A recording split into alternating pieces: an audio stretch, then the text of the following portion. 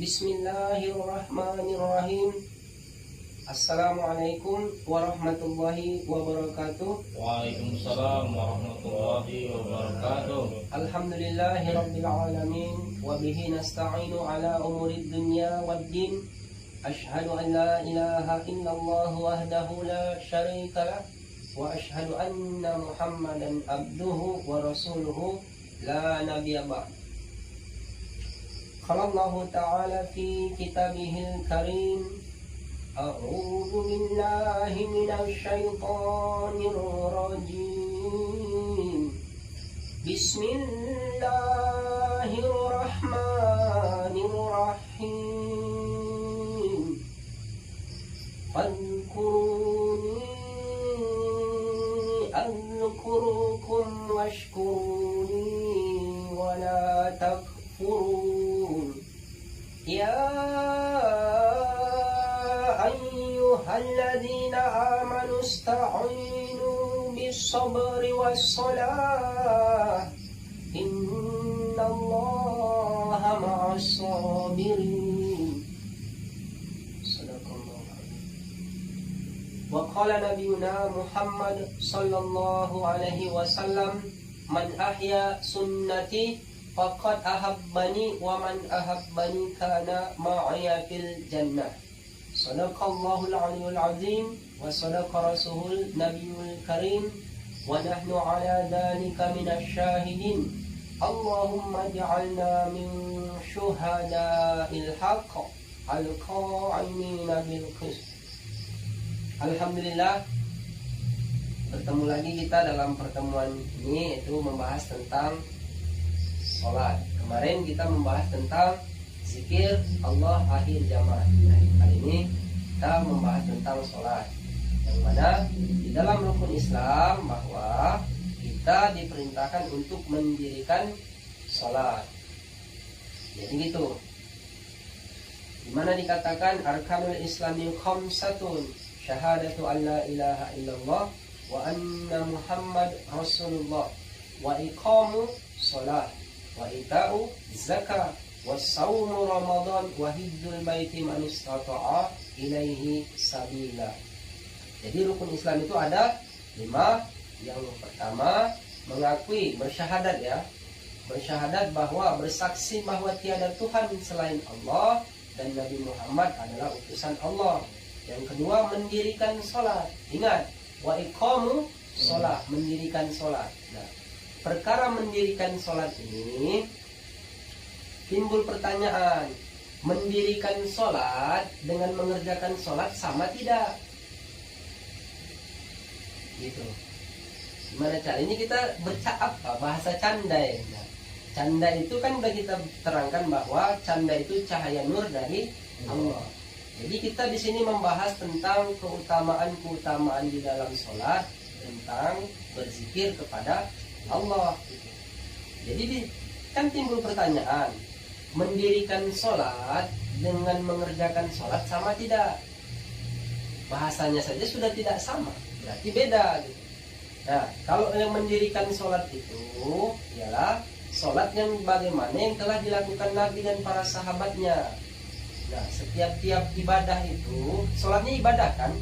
Ya, ibadah. Nah, setiap ibadah itu ada rukunnya.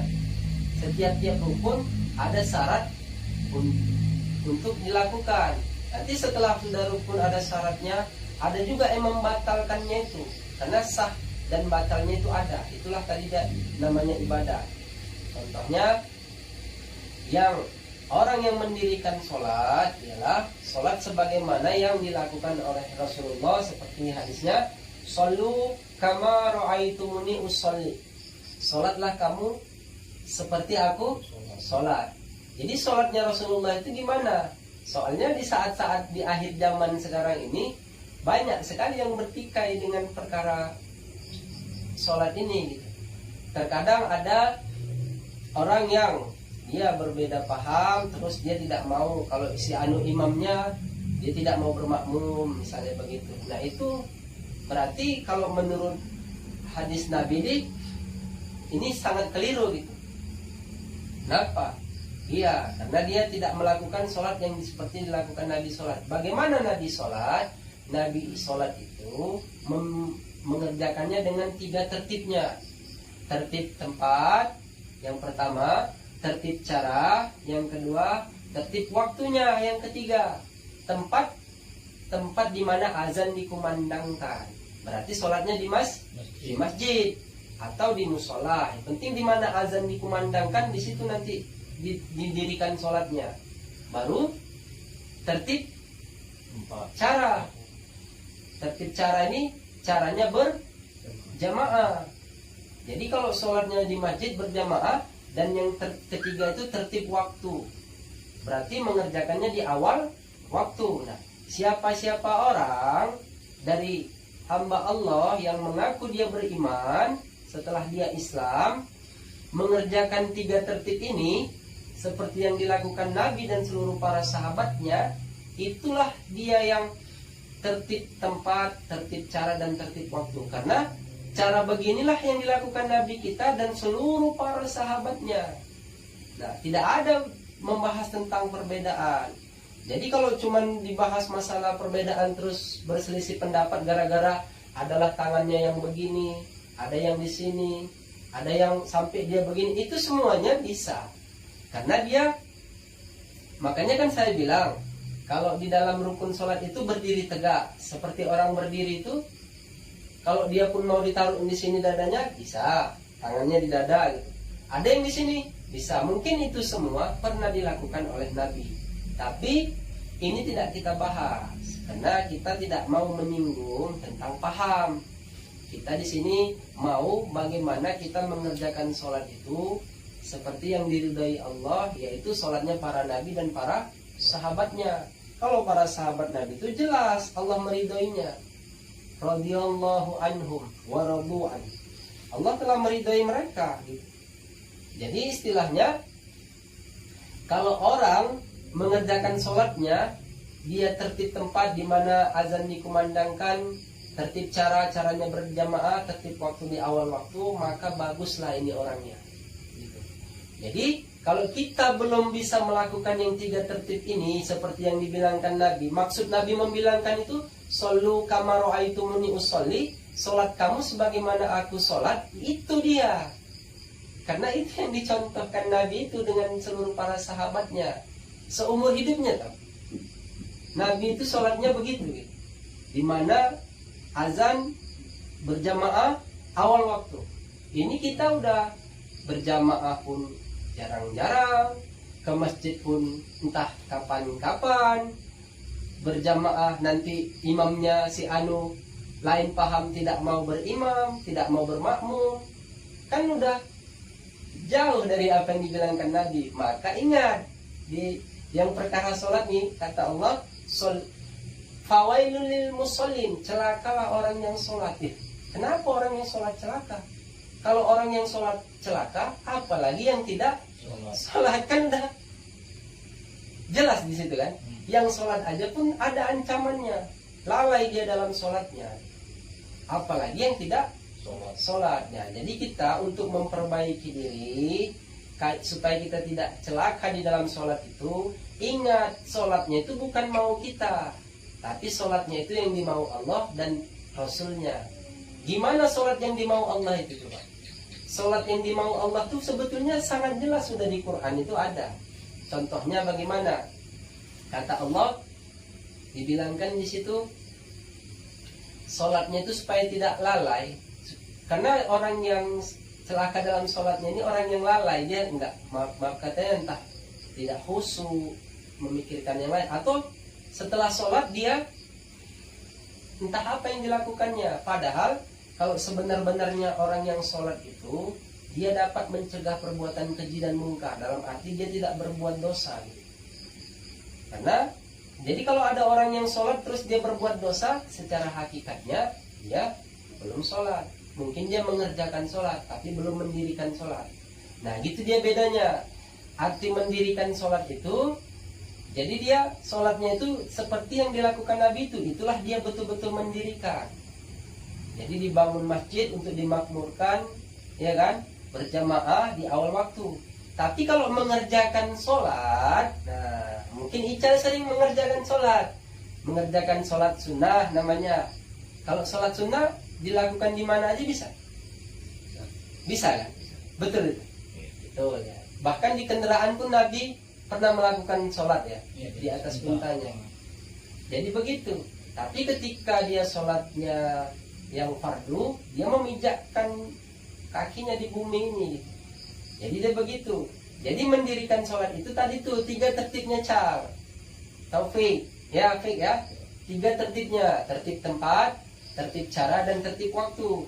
Kalau ini yang kita bahas di dalam diri kita, maka bagus nanti kita tidak mengurusin urusan orang lain lagi tentang perkara sholat ini. Baru supaya kita tidak celaka, nah habis sholat berzikirlah sebagaimana yang dimau Allah, bukan mau kita nanti habis sholat Assalamualaikum warahmatullahi, Assalamualaikum warahmatullahi, cabut. Apa cabut? Langsung pergi gitu. Nah, mungkin buru-buru, tapi sampai segitunya kali gitu. Apa ada lagi yang lebih penting dari perkara sholat ini? Sampai dia terburu-buru, terbesar-besar. Padahal perintah Allah jelasnya itu. Innani anallahu la ilaha illa ana fa'budni wa aqimis sholata li dzikri. Itu jelas bahwa kata Allah gini, sesungguhnya aku ini Allah. Tiada Tuhan yang berhak disembah selain aku. Maka dirikanlah sholat untuk mengingat aku. Itu jelas kan? Jadi mendirikan sholat itu untuk mengingat Allah. Jadi kalau udah ingat Allah, bagus nanti ini orangnya. Cara mengingat Allah apa? Nah, kita lihat di ayat yang lain lagi gitu. Tidak bisa dengan satu ayat saja terus mau menyimpulkan. Tidak. Jadi dia begini. Di ayat lain itu jelas.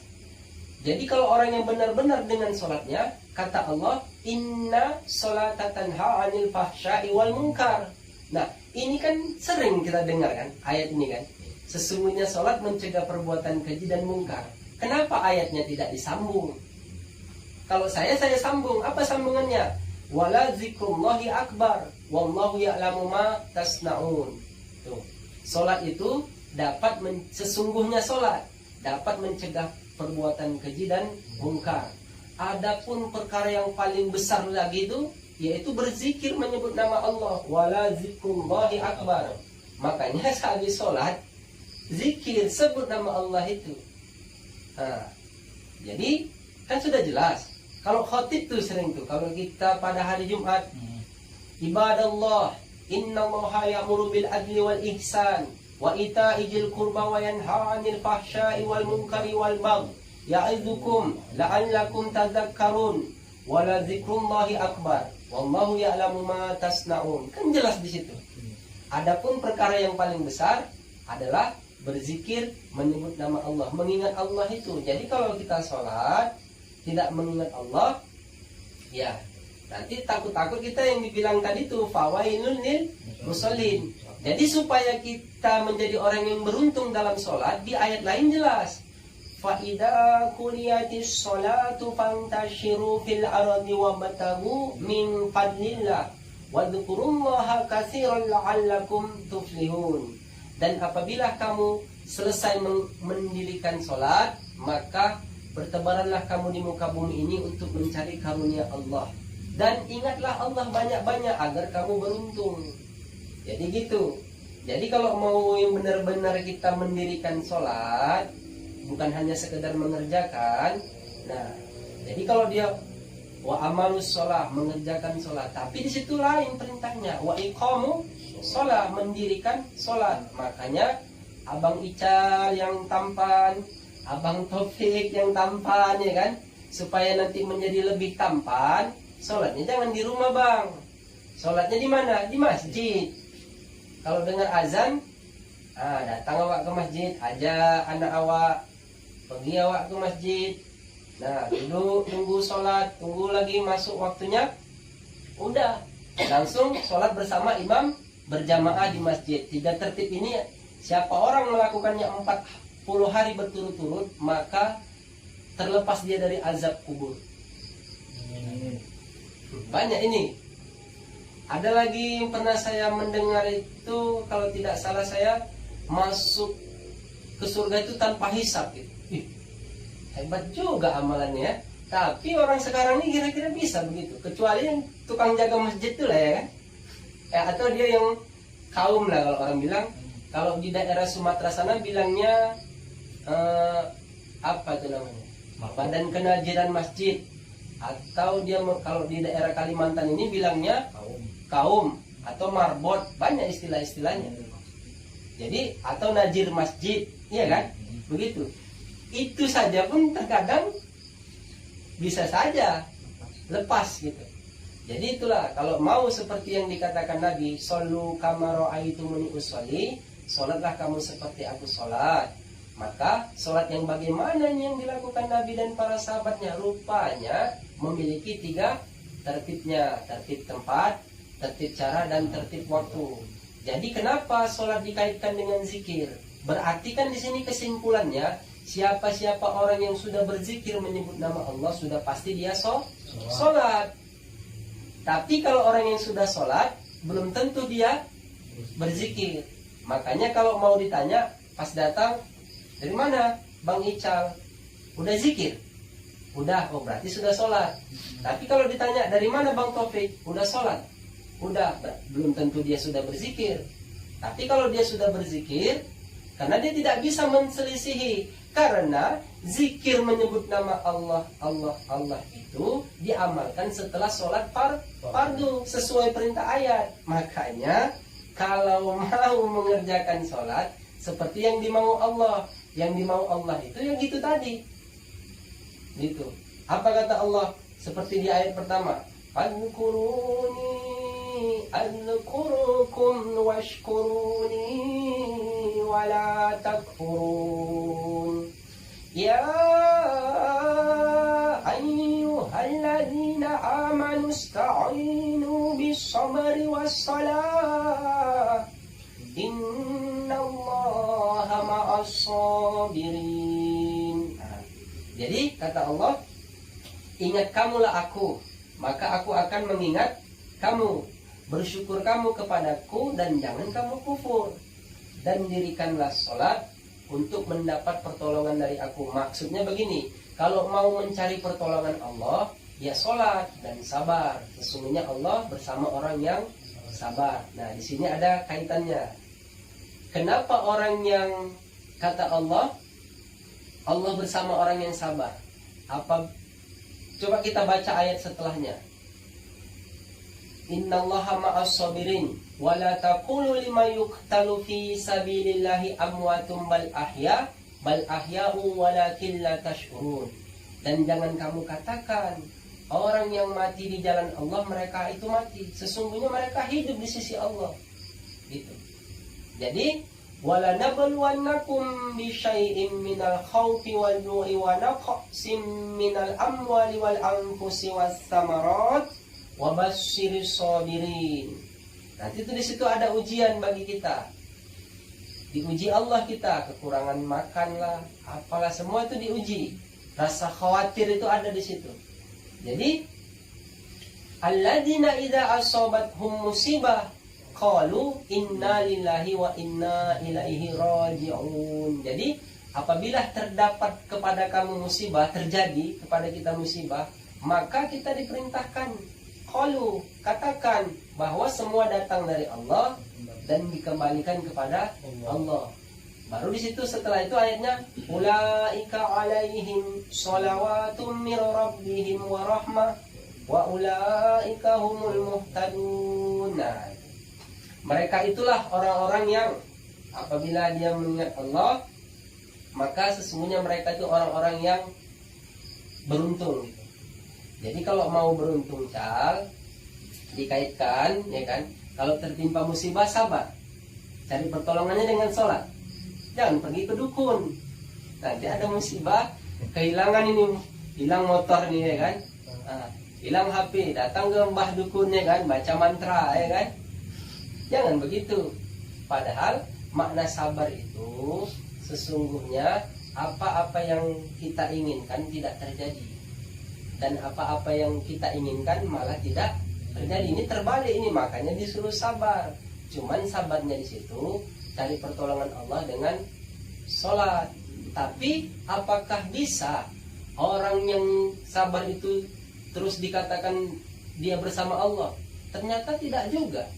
Kalau orang mau dikatakan dia sabarnya bersama Allah, kembalikan ke ayat yang di awal. Fadhkuruni adzkurukum. Dia harus berzikir dulu. Jadi kalau udah sholat, sabar, dia harus berzikir, tetap mengingat Allah. Nah kalau dia sudah berzikir, mengingat Allah, betul lah dia bersama Allah. Tapi ini nanti kalau si topik ada musibah, sabar aja, menunggu, dia terima aja, nanti sabar ya, gitu kata temannya. Apa bisa dengan begitu saja Allah bersama dia?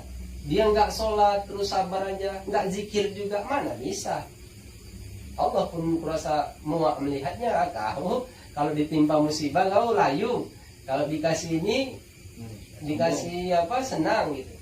Jadi nggak bisa begitu. Jadi kalau mau bersama Allah harus berzikir menyebut nama Allah. Iya tak? Gimana, ada mungkin itu saja untuk hari ini ya.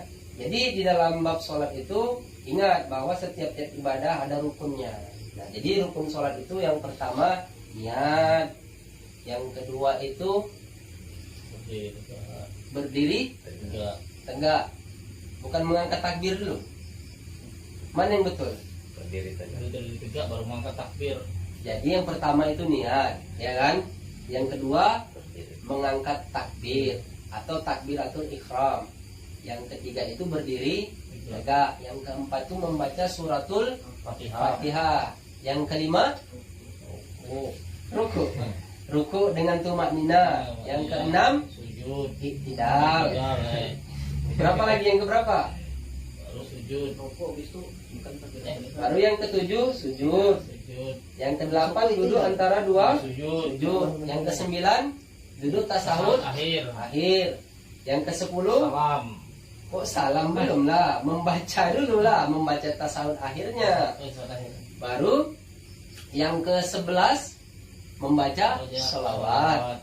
Yang ke-12 salam. Yang ke-13 tertib. Nah ya, sama seperti rukun wudu. Iya kan? Berapa rukun wudu? Lambat. Berapa rukun wudu? Berapa? Oh, 6 kata si Ical. Nah, ini berapa nih bro? Kita laga dulu dia kan sih. Berapa? Ini ulama Ical. Ini ulama bro. Berapa rukun wudu? 6. Apa aja yang 6 itu? Pertama niat. Iya. Lambat. Apa aja yang 6 itu? Iya. Basuh muka. Salah juga. Membasuh. Oh, mencuci, ya membasuh bisa. Niat mencuci. Iya. Tangan. Iya. Membasuh kepala. Iya. Membasuh kaki. Kalau tangan dibasuh, kenapa kepala dibasuh juga? Jadi begini dia, ini jelas ya. Jadi harus mengerti, mencuci sama mengusap beda ya. Kalau mencuci itu, misalnya mencuci muka, berarti jatuh air ke wajah itu. Kalau misalnya mencuci kedua tangan, berarti jatuh air ke tangan itu. Kalau mencuci kedua kaki, berarti jatuh air ke kaki itu. Kalau kepala, mengusap atau mencuci? Mengusap berarti kalau anda yang mengusap pakai apa mengusapnya? Pakai kaki? Tangan. Pakai? Ya ini kan cerita canda, kan? Jadi kalau cerita canda itu cahaya nur dari Allah. Jadi ya udah. Jadi udah begini. Yang pertama itu niat. Ini rukun wudhu ya. Jadi kan sholat itu kan syaratnya harus berwudhu kan. Jadi bagusin dulu wudhunya gitu. Jadi jangan asal-asal juga. Setiap-tiap ibadah itu ada rukunnya. Setiap-tiap rukun ada syarat yang mengesahkannya. Kalau rukun syaratnya sudah sah, juga ada yang membatalkannya. Makanya kita harus tahu. Yang pertama itu ya rukun wudhu. Pertama itu niat. Yang kedua itu mencuci wajah. Yang ketiga mencuci kedua tangan. Yang keempat itu menyapu kepala.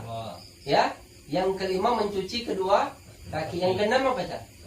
Ical kalau tertib cepat dia jawabnya. Jadi 6 tertib. Nah jadi gitu. Jadi rukun sholat itu dari niat, takbiratul ihram, berdiri tegak, membaca suratul Fatihah, ruku, sujud, iktidal, ya kan, duduk antara dua sujud, duduk tasawuf akhir, membaca tasawuf akhir, ya kan, membaca sholawat, salam, baru tertib. Jadi kalau ical sholatnya duduk dulu baru berdiri kan salah. Begitu juga beruduk. Ini cuci kaki dulu kan. Kaki dulu yang dicuci bukan kepala. Itu salah. Jadi harus mengerti ya. Setiap-tiap ibadah ada rukunnya. Setiap-tiap rukun ada syarat yang mengesahkannya. Untuk hal ini mungkin sudah mengerti dalam hal sholat. Ingat, jangan sekali-sekali menselisihi tentang perkara sholat dengan orang lain. Karena apa? Karena mungkin saja beda paham, beda pengetahuan, beda cara mengerjakannya. Selagi dia masih dalam ukuran yang 3 tertib ini tadi, berarti itu dia masih dikatakan dia sholat. Mendirikan sholat. Tertibnya tertib tempat, tertib cara, tertib waktu. Jadi tempat di mana azan dikumandangkan, caranya berjamaah di awal waktu. Jadi siapa-siapa orang mengerjakan ini tadi, maka dia betullah yang dibilangkan Nabi, shollu kama ra'aitumuni usolli. Sholatlah kamu sebagaimana aku sholat. Jadi di luar dari pembahasan ini tak usah dibahas lagi, nanti bertikai. Tak usah, hindarkan pertikaian itu. Contoh sekarang kan suka ada membilangkan sedikit tidak sama dengan berbeda paham ilmu terus membid'ah-bid'ahkan, itu jangan. Sesungguhnya perkara bid'ah itu perkara benar salah itu diterima atau tidak diterimanya itu urusan Allah. Adapun manusia ini kenapa bahaya itu membilangkan perkara bid'ah? Bid'ah itu kan kalau menurut hadis itu as-sabu bid'ah kilabun nar. Sesungguhnya ahli bid'ah itu adalah anjingnya neraka. Masa kita mendoakan saudara kita yang muslim menjadi masuk neraka? Nah, tidak bisa seperti itu. Jadi sesungguhnya perkara benar salah, baik diterima atau tidak itu urusan Allah, ya kan? Jadi kepada kita nih udah pikirkan aja yang 3 tertib itu tadilah, supaya kita ini nggak usah sok paten kali jadi orang, nggak usah sok merasa benar.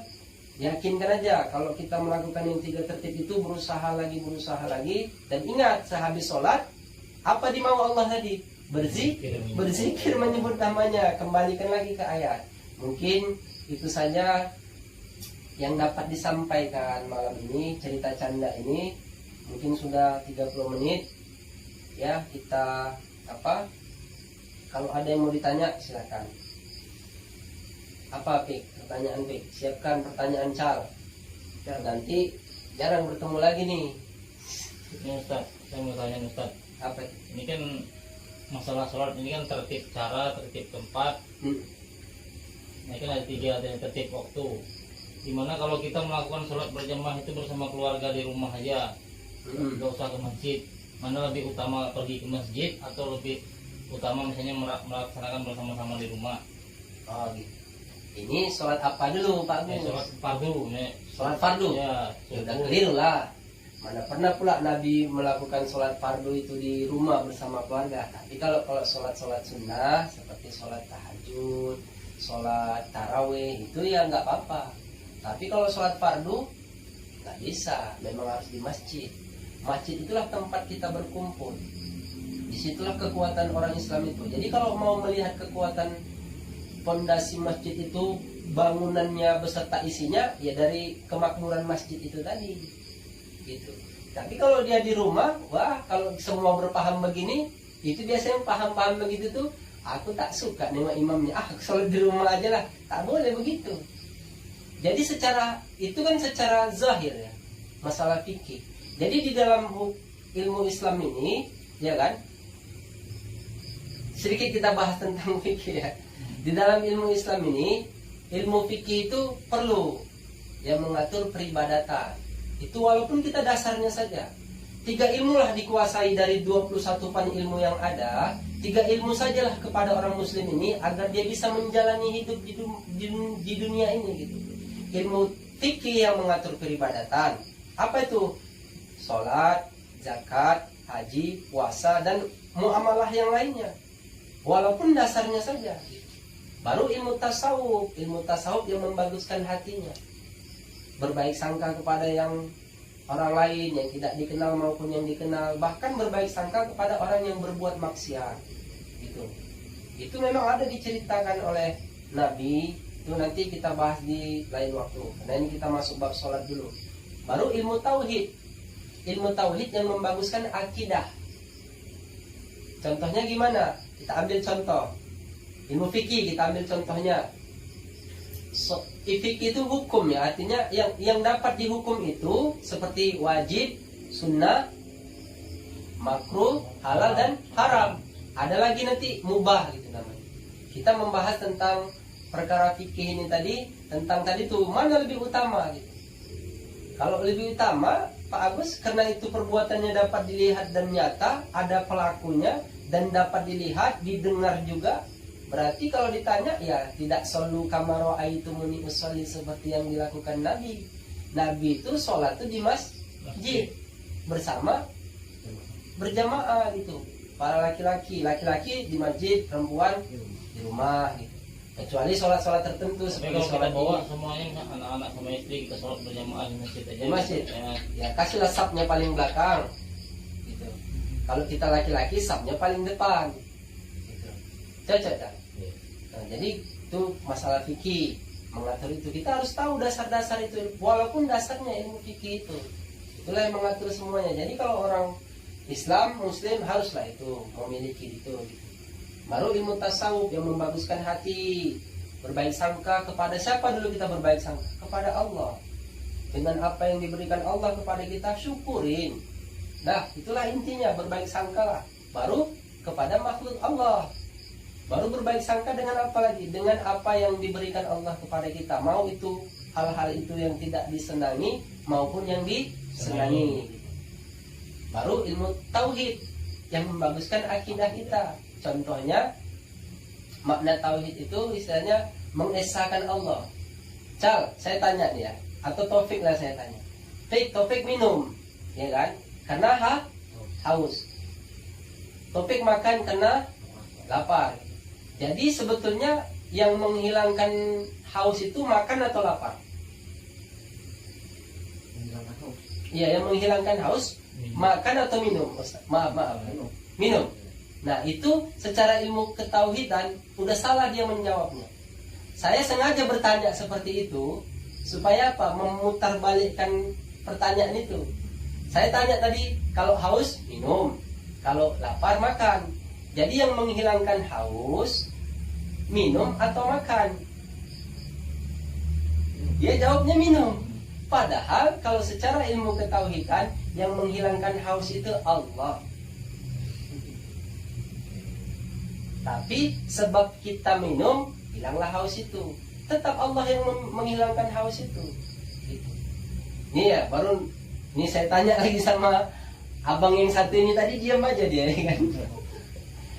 Gini bang, kalau ditanya, api dapat membakar, air dapat memadamkan, ya kan? Api dapat membakar, air dapat menenggelamkan lah bahasanya. Betul itu? Kira-kira? Betul? Betul ya? Iya. Tapi secara ilmu tauhid tidak betul. Kenapa Nabi Ibrahim masuk ke api tidak terbakar? Karena Allah menyelamatkan dia. Jadi begini, yang dapat membakar, yang dapat menenggelamkan itu Allah. Contohnya apa? Allah bisa menenggelamkan siapa saja di muka bumi ini apabila congkak bahasanya, apabila mau dibinasakan. Tidak dengan air, dengan tanah pun Allah mampu menenggelamkan. Gitu. Jadi istilah makna kalimat tauhid, kalimat thayyibah la ilaha illallah itu artinya apa? Kita nafikan dulu yang lain. Yang ada itu Allahnya dulu. Jadi kalau mau berbahasa tauhid yang benar, mengajari akidah kepada anak kita, ya kan? Tadi kan contoh juga udah jelas kan? Nabi Ibrahim masuk ke dalam api tidak terbakar, gitu. Berarti, itu ada cerita lain di balik itu. Nanti lah kita cerita, ya kan? Seru ini kalau diteruskan, ya kan? Kenapa nggak terbakar, ya kan? Itulah ini kita bahas masalah ini saja dulu. Jadi kalau mau menanamkan ketauhidan di dalam mendidik anak, misalnya kita memberi makan nih, suapi anak makan, bilanglah kepada atau istri atau siapa gitu, atau kita sendiri, nah ini makan dari Allah, ya kan? Nah ini makanan rezeki dari Allah, yang beli ayah, yang masak ibu. Kan pas dia bahasanya. Jadi Allahnya dulu lah yang diperkenalkan. Ini alhamdulillah minumnya hilang haus aku.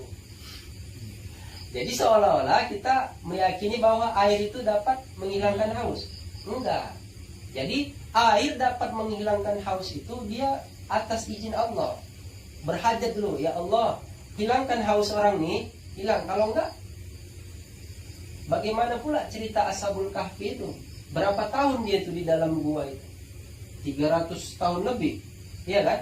Enggak makan, enggak minum, enggak haus nih orang itu. Enggak minum airnya. Biasa aja ya kan? Tapi tiba-tiba udah tua aja rupanya. Cucunya udah tua, dia kembali, cucunya udah tua. Jadi begitulah ceritanya. Itu ilmu tauhid, ilmu fikih. Nanti banyak ilmu-ilmu yang lain. Ada 21 fan ilmu itu. Yang 21 fan ilmu itu kumpul kepada Imam Mujtahid Mutlak. Siapa Imam Mujtahid Mutlak itu? Itulah Imam Syafi'i, Imam Hambali, Imam Maliki, Imam Hanafi. Makanya 4 mazhab itu sah diikuti. Kalau keluar dari yang 4 itu, kalau saya ditanya, nggak tahu lah saya lagi. Tapi kalau saya ditanya sejujur-jujurnya, ambillah yang satu itu. Gitu. Tapi aku nggak mau lah bermazhab. Aku mau Al-Quran dan hadis saja gitu. Oh ya, mau Al-Quran dan hadis saja ya. Hadis siapa? Hadis yang sahih. Ya, hadis siapa yang sahih itu? Misalnya ini misalnya. Ini kita bercanda aja cerita. Ada orang nggak mau dia bermazhab misalnya. Terus dia mengambil katanya Al-Quran dan hadis. Terus yang Al-Quran yang dibacanya itu, ini orang sekarang ya, jangan orang dulu kita nggak tahu ceritanya. Ini ada orang yang sekarang ini nggak mau dia bermazhab, katanya dia itu mau mengambil Al-Quran dan hadis saja. Dari mana jalannya? Bisa dia baca Quran itu kalau tidak melalui ilmu-ilmu yang telah dibuat oleh ulama itu tadi. Dulu Al-Quran itu bertitik, tidak. Berbaris pun tidak. Bagaimana mau dibaca? Dulu Al-Quran itu pun belum tertulisnya. Di masa Nabi belum tertulis. Gitu. Setelah di masa Khilafah Utsman, nah itu baru dia tertulis Al-Quran itu. Jadi kalau mau ikut pada Al-Quran dan hadis, nggak mau ikut ulama, berarti kan udah ngawur dia jadinya. Baru hadis yang mana? Hadis yang sahih lah katanya. Iya, hadis sahih itu hadis siapa? Hadis Imam Bukhari dan Muslim katanya. Oh iya, Imam Bukhari dan Muslim. Tahu kau? Kalau Imam Bukhari atau Imam Muslim itu hidup di masa Imam Mazhab tadi itu, ya pasti dia belajar sama orang itu gitu. Jadi kurun masanya saja sudah tidak sama gitu. Jadi kenapa dia dibilang Imam Mujtahid Mutlak? Ini saya urut ya. Misalnya saya berguru kepada guru saya. Ini cerita sanad ya. Ada yang berbicara tentang sanad. Kemarin ditanya. Kalau saya pribadi ditanya, ya sejujur-jujurnya lah kita menjawab. Kalau saya ditanya, ya saya kalau dari sanad ke-31 dari mazhab Imam Asy-Syafi'i.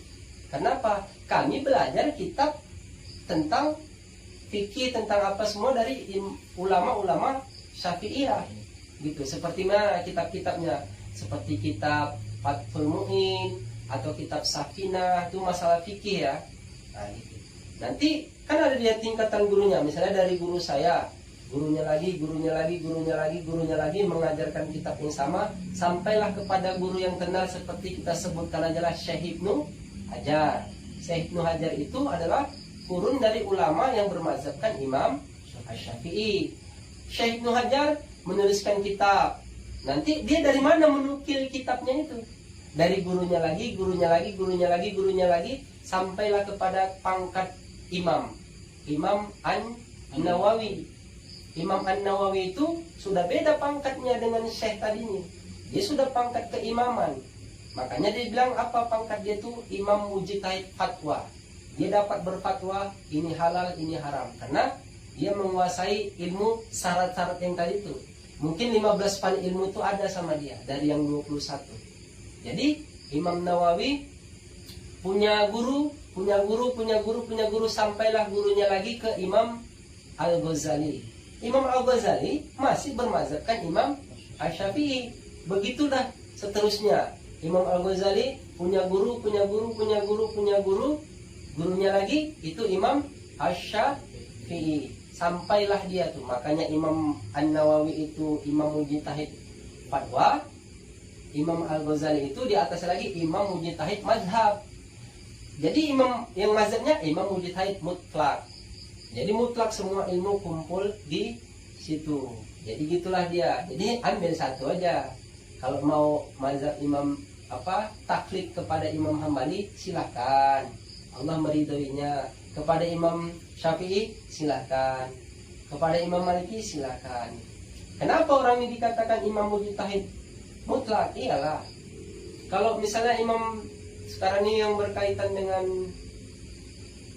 imam hadis itu, hadisnya sahih, imam seperti Imam Al-Bukhari. Imam Al-Bukhari ini dia meriwayatkan, dia ulama hadis, tapi bukan berarti dia tidak mengerti fikih. Tapi kalau dia mau belajar mau mengambil satu hukum fikih, dia mengambil dari imam yang di atasnya lagi. Itulah adab namanya. Walaupun mereka itu mengerti hadis itu, kan ada yang lebih mengerti lagi di atasnya. Jadi gitu. Jadi kalau dikait-kaitkan hafalannya saja sudah beda tingkatannya. Tahu hafalan-hafalan imam mujtahid mutlak itu, mereka tuh hadis itu jutaan hadis mereka hafal, berserta sanadnya, rawinya, asbabun nurudnya, sampai kepada cucu-cucu yang meriwayatkan tentang hadis itu mereka tahu hafalannya, sampaikan kepada cucunya, sampai binatang yang dipelihara pun mereka tahu. Begitu hafalan mereka itu, mau ditandingi nggak bisa. Tapi kalau imam seperti imam mujtahid fatwa, kenapa dikatakan oh ya dia menghafal 300.000 hadis di isi kepalanya berserta matannya, sanad serta rawi-rawinya semuanya. Kalau Imam Al-Ghazali lebih banyak lagi. Nah begitu dia. Mungkin begitu saja keterangannya. Panjang lebar kita bercerita tentang sholat ini. Seru ya? Seru. Udahlah. Jadi itu aja, ada pertanyaan lagi sebelum diakhiri nih. Ini minta dijelaskan tentang ada hadis. Pak Agus aja ya kan. Yang lain nggak mau tanya nih. Apa tuh Pak Agus? Ini kan kata Ustaz kan ada hadis itu kan ada matan hadis, ada sanad hadis, itu perbedaannya gimana tuh Ustaz? Kalau matan itu tulisannya langsung. Misalnya Rasulullah bersabda gitu.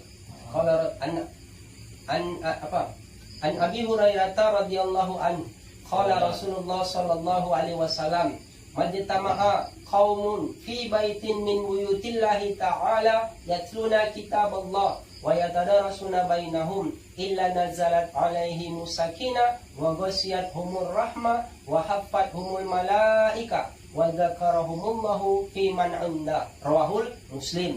Gitu kan? Jadi matan hadis itu lapas bakunya yang tertulis, yang meriwayatkannya Imam Muslim. Dari siapa? Dari Abu Hurairah. Abu Hurairah siapa? Abu Hurairah itu sahabatnya Nabi, bertemu sama Nabi. Makanya an Abi Hurairah, dari Abu Hurairah Nabi bersabda. Baru hadis ini diriwayatkan oleh Imam Muslim gitu. Jadi gitu beda antara rawi yang meriwayatkan sama yang dari siapa ini hadis gitu. Hadis itu banyak, Nabi kan banyak sahabatnya, bukan satu. Kalau satu sahabat Nabi ya nggak mungkin lah ya kan, banyak. Udah, apa Nugroho? Tanya Ustaz. Nah, Ini kan tadi dijelaskan tentang 4 imam mujtahid mutlak tadi. iya imam mujtahid mutlak. Ya, yang 4 itu imam mujtahid mutlak. Tadi kan dibilang untuk taklid ke satu masalah Iya, saja. iya. Nah, untuk satu ketika semisal kita udah taklid ke Imam Syafi'i.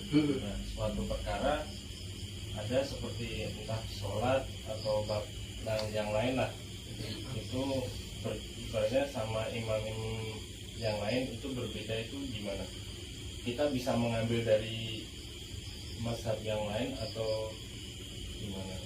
Jadi kalau mengerjakan perbedaan di antara pengerjaan seperti sholat, kalau kita sudah mengambil satu mazhab, jadi kita harus satu paket lah.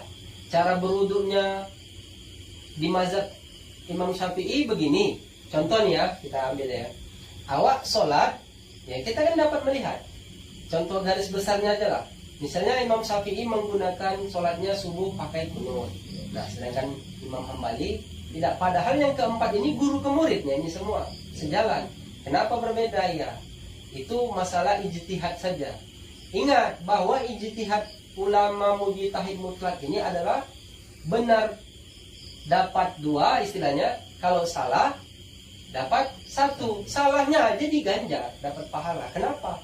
Karena mereka memikirkan perkara ibadah itu dengan hafalan yang diilhamkan Allah kepada mereka untuk perkara ibadah umat ini.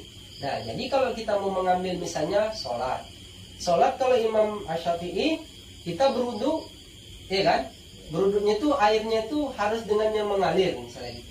Jadi kalau sisa air yang mengalir itu kan namanya air mustakmal, iya kan?